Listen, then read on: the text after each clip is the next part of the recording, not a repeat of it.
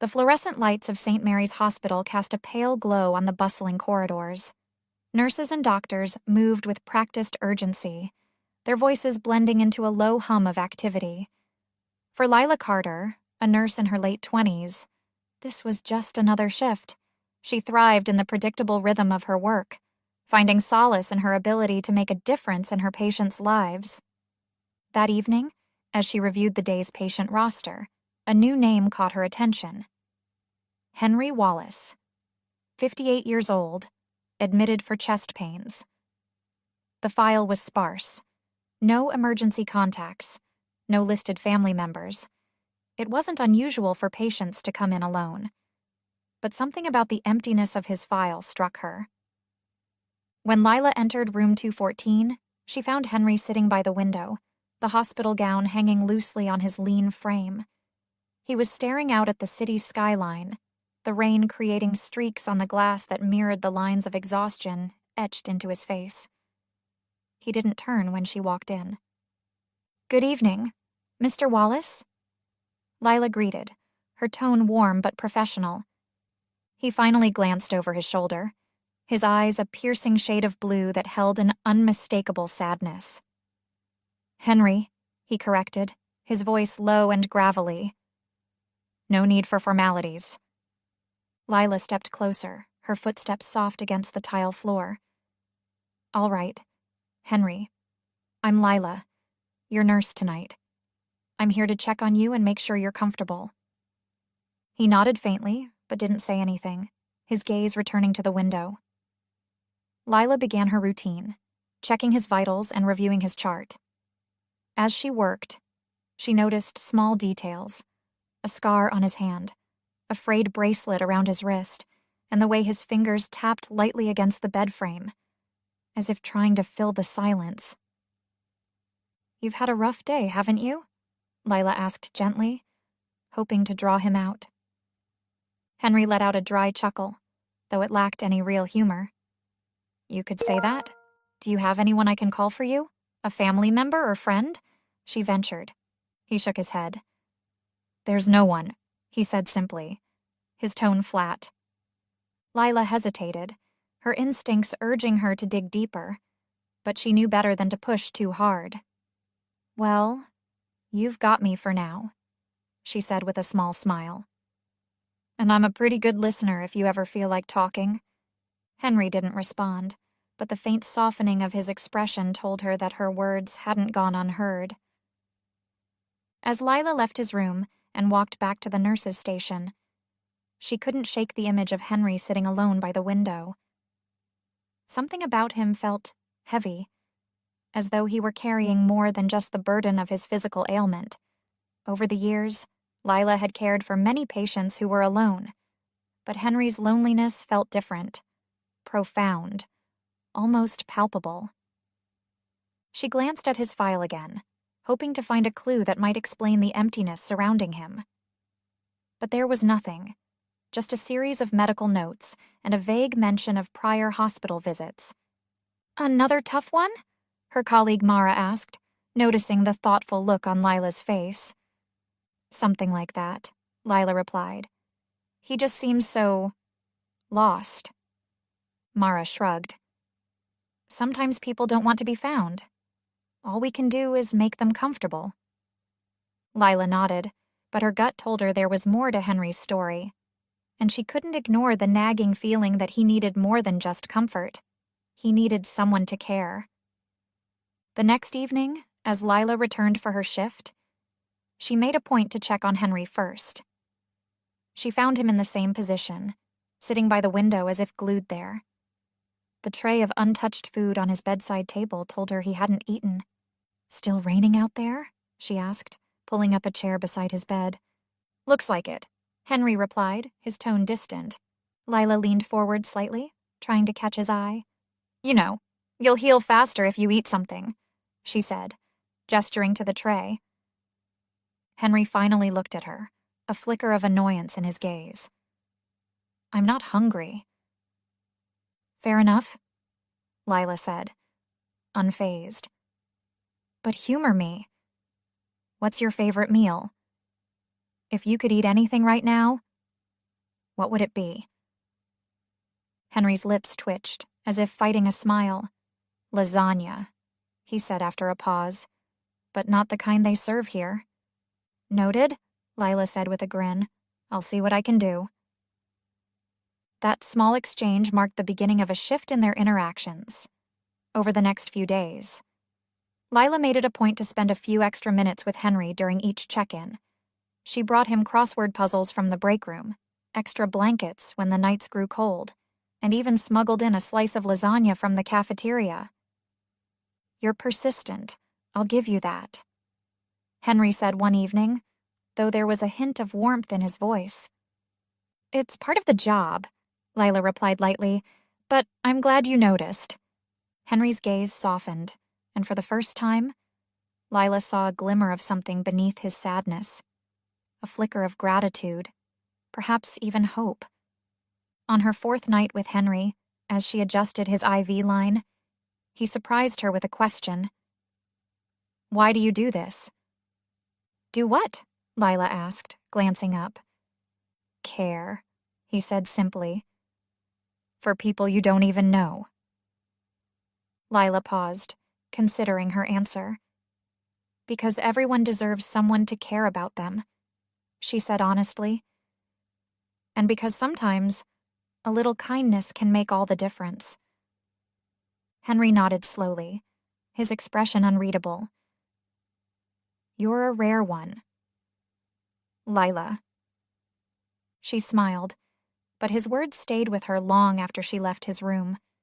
For the first time, she felt as though she was beginning to understand him, not fully, but enough to know that his loneliness ran deeper than she had imagined. As Lila clocked out that night, her thoughts remained on Henry. What had led him to this place? So isolated and burdened. And why did he seem so resigned to his loneliness?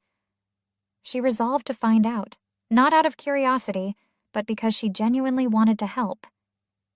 Little did she know, the answers she sought would change everything, and leave her questioning the very nature of compassion and forgiveness. The next morning, Lila started her shift with a stop by Henry's room. She found him awake, sitting upright for a change, and flipping absent-mindedly through a hospital brochure. His breakfast tray was untouched. Good morning, Henry, Lila said brightly, placing a fresh blanket on the chair beside his bed. I see you're an early riser. He glanced up, his lips quirking in what might have been an attempt at a smile. Old habits die hard, he said. Not much else to do these days. Well, if you're up for it, I brought you something. She held up a slim book, an anthology of jazz history she had grabbed from the hospital's small library. Thought this might be up your alley. Henry hesitated before reaching for the book. His fingers brushed hers briefly. And for a moment, his expression softened. You remembered, he said, referring to their earlier conversation about his love for jazz. Of course, Lila replied, pulling up a chair. So, who's your favorite artist? He chuckled, a sound that was more breath than voice. Duke Ellington. Nobody could play like him. For the next few minutes, they talked about music, Lila asking questions and Henry slowly opening up, his words revealing glimpses of a man who had once been vibrant and passionate. By the time she left, the book was open on his lap, his attention fully absorbed. That afternoon, as Lila made her rounds, she noticed something unusual. Henry's breakfast tray was empty. She paused at his door, peeking inside to find him thumbing through the book she'd brought, a rare look of contentment on his face. Well, she teased, stepping inside. Either you've developed an appetite, or the food here isn't as bad as you've been claiming. Henry looked up, a faint twinkle in his eye. Don't push your luck. Lila laughed, but inwardly, she felt a swell of satisfaction. This small change, this tiny spark of engagement, felt like a victory. As the days passed, Henry began to speak more freely during their conversations. He shared stories of his youth, painting vivid pictures of smoky jazz clubs and late-night jam sessions with friends. He talked about his work as a carpenter, his pride evident as he described the intricate designs he had crafted over the years. But when the subject turned to his family, Henry's words faltered. He spoke in vague terms, mentioning a wife who had passed on and a son he hadn't seen in years. The pain in his voice was unmistakable, and Lila didn't press him, sensing that the wounds were still raw. "You're a good listener," Henry said one evening, breaking a long silence. "It's part of the job," Lila replied with a smile. "But I think you've got a lot worth listening to." Henry chuckled softly. "You're too kind, Lila. Not many people would bother with an old man like me." "That's where you're wrong," she said. "Everyone deserves kindness. Henry." Their bond grew stronger with each passing day. Lila made it a point to visit Henry during her breaks, sometimes bringing small treats from the cafeteria or sharing updates about her life outside the hospital. In turn, Henry began to share more of himself, stories of love, loss, and the quiet regrets that had shaped his life. One evening, as she adjusted his IV, Henry surprised her with a question. "Do you believe in second chances?" Lila paused, meeting his gaze. "I think everyone deserves one," she said. "Why do you ask?" Henry hesitated, his fingers fidgeting with the edge of his blanket. "Just thinking about the past," he said finally. "Things I wish I could have done differently." "You can't change the past," Lila said gently. "But you can still make things right." Henry nodded slowly, though his expression remained distant. Lila sensed that there was more he wasn't saying, but she knew better than to push.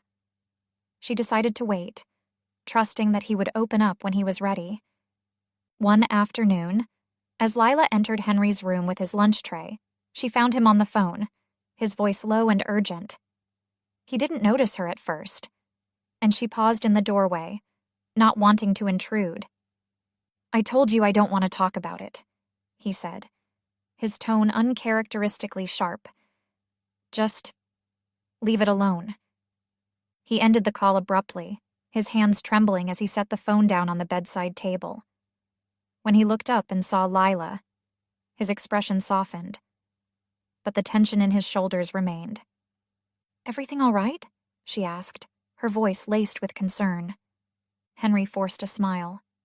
"Just an old friend. Nothing to worry about." But Lila wasn't convinced. The shadows in his eyes told a different story. That evening, as Lila walked home, she couldn't shake the feeling that something was wrong. Henry had made so much progress over the past week, but the phone call seemed to have unsettled him.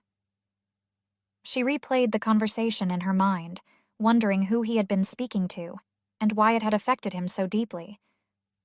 Despite her growing concern, Lila resolved to approach the situation carefully.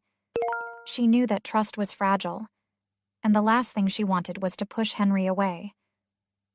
But as she prepared for her next shift, she couldn't help but feel that she was on the brink of uncovering something significant, something that would change the way she saw him forever.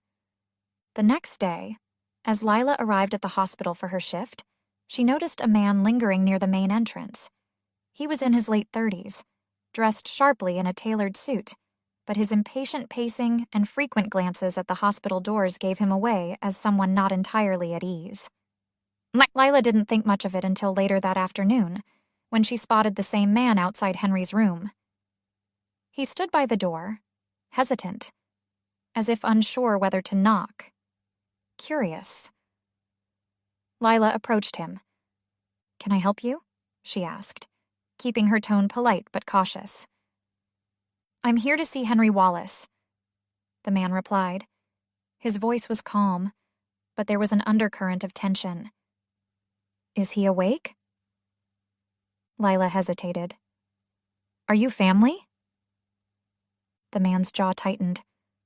"I'm a friend," he said, though his hesitation suggested otherwise. Lila wasn't convinced, but she nodded.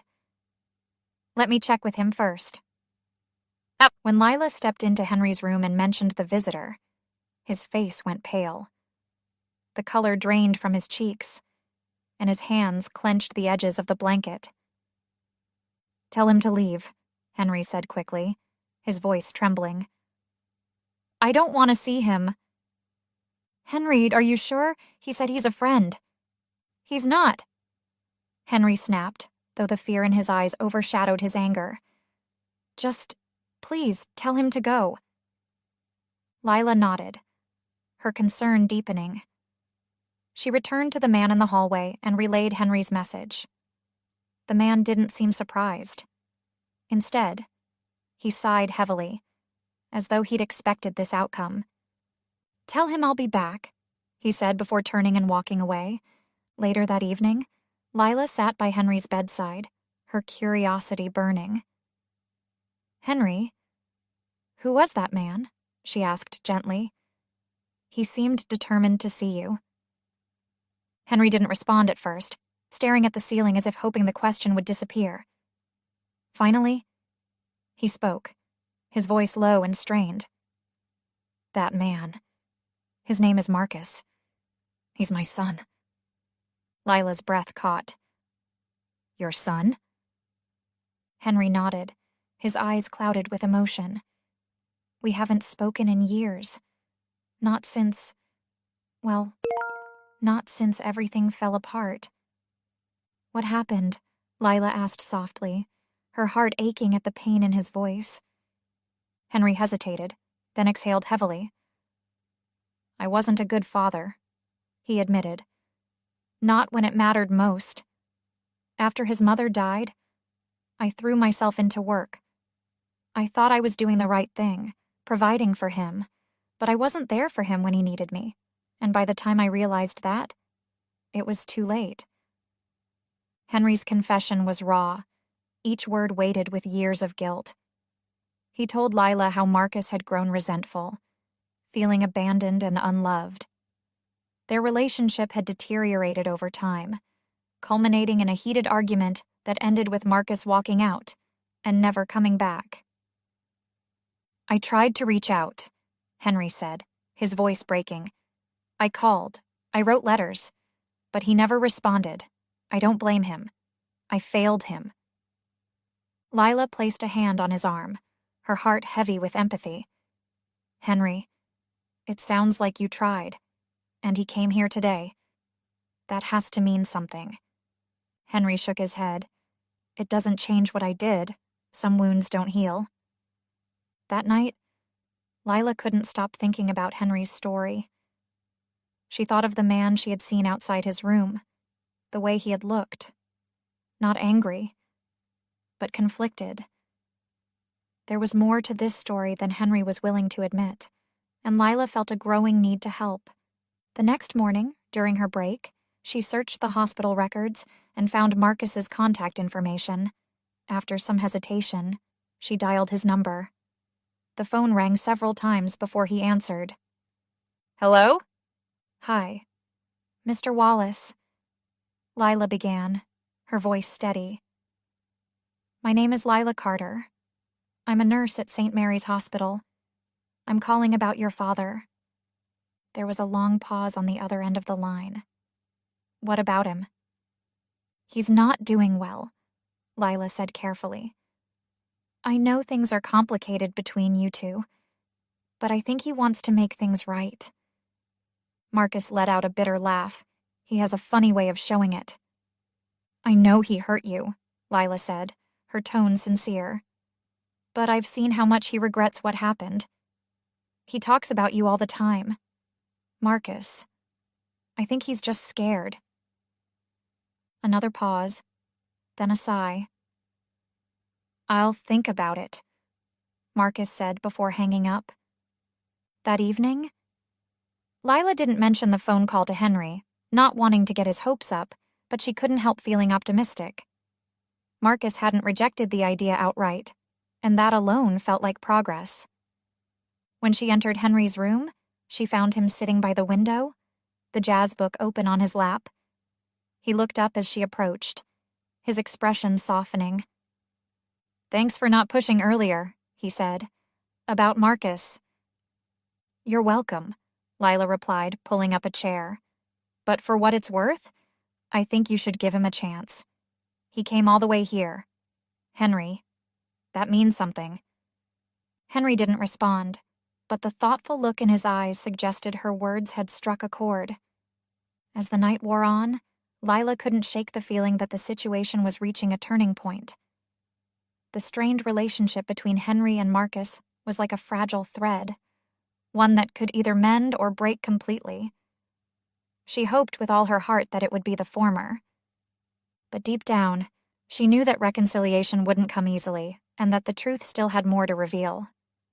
2 days after her conversation with Marcus, Lila returned to work with a nervous anticipation.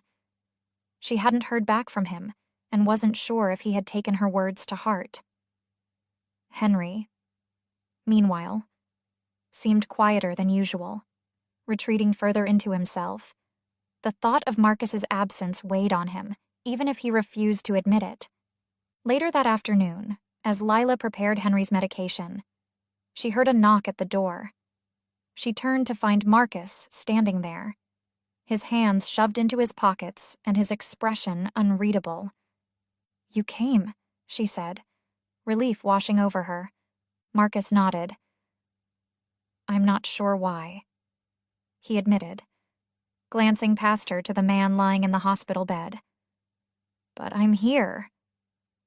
Lila smiled softly and stepped aside. "Go talk to him. He's been waiting for this." Marcus entered the room slowly, as if each step toward his father carried the weight of years of resentment and hurt. Henry looked up, his eyes widening in surprise. For a moment, neither man spoke. "Marcus," Henry said finally, his voice barely above a whisper.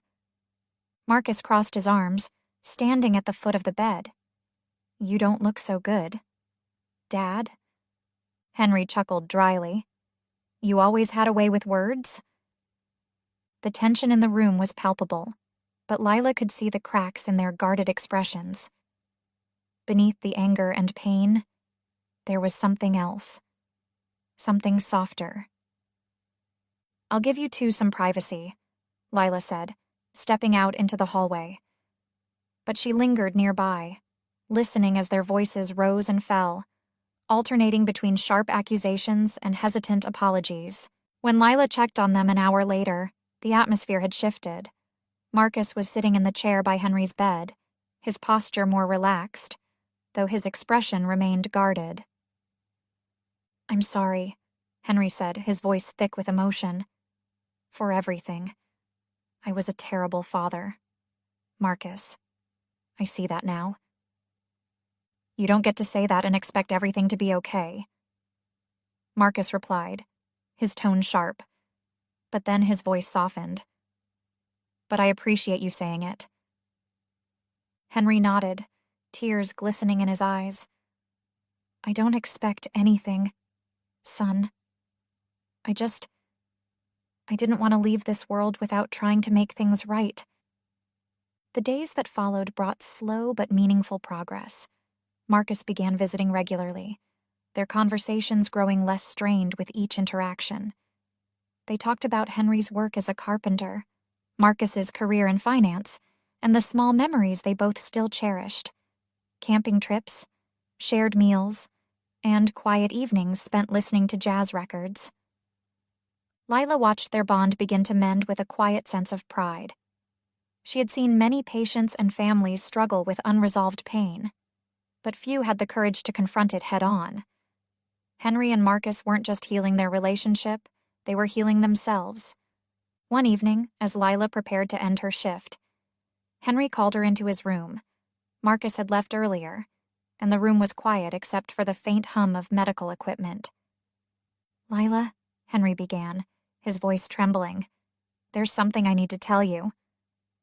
She pulled up a chair, sensing the gravity of his words. "What is it?"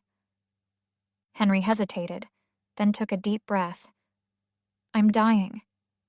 Lila's heart clenched. Henry, I didn't want to say anything before, he continued, his voice breaking. I didn't want Marcus to feel like he had to come back out of pity.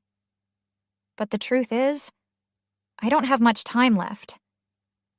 Tears welled in Lila's eyes, but she reached out and took his hand. You've done something incredible. Henry, she said. You've given him a chance to know the man you are now.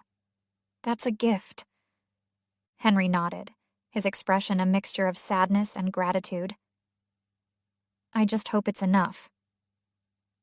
The next day, Lila found Marcus waiting outside Henry's room, his expression troubled. He told me, Marcus said, his voice tight, about his condition. I'm so sorry, Lila said, her heart aching for both of them. Marcus shook his head, his eyes brimming with tears. I wasted so much time being angry. And now there's barely any time left. There's still time to make memories, Lila said softly. That's what matters. Encouraged by her words, Marcus spent the next few days by Henry's side, talking, laughing, and even listening to old jazz records on a portable speaker Lila brought in.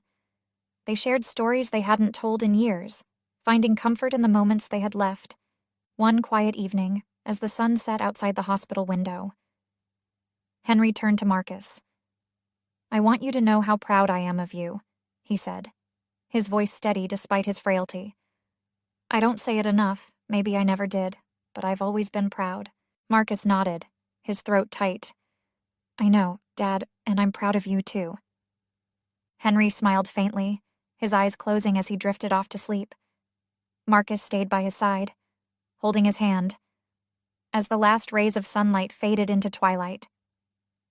The hospital room grew quieter as Henry's condition declined. His once steady voice became faint, and his movements slower. Yet, in these moments of fragility, there was an undeniable sense of peace.